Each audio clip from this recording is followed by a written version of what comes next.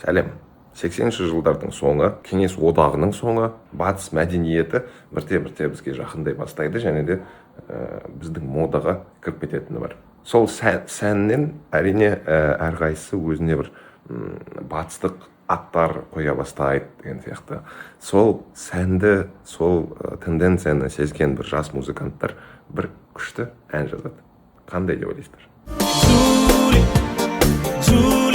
Шыны керек, көбісі ойлайды, бұл шын өмірде болған әңгіме. Юля деген қызға біреу ғашық болып, ол шетелге, Америкаға кеткен кезде атын Джулия қылып өзгертеді.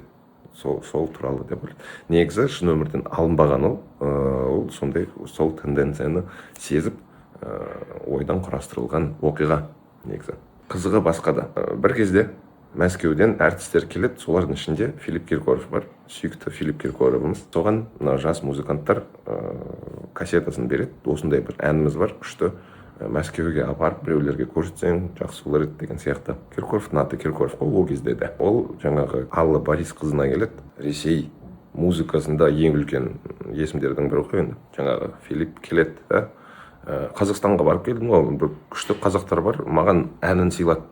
Сөйтіп Джулияны қойып береді. Алла Борис қызы тыңдайды мына әнді. Мыналар саған сыйлады ма дейді. Иә, сыйлады дейді. Жөдің ол сыйлық үшін тым күшті ән ғой, хабарласшы кәні, сөйлесейік онылармен дейді. Осылайша Алла Борис қызы Пугачева А-студияға шығады, А-студияны Мәскеуге тартады, өзінің концерттеріне қояды, радиоға шығуға көмектеседі, жалпы қамқорлық көрсетеді.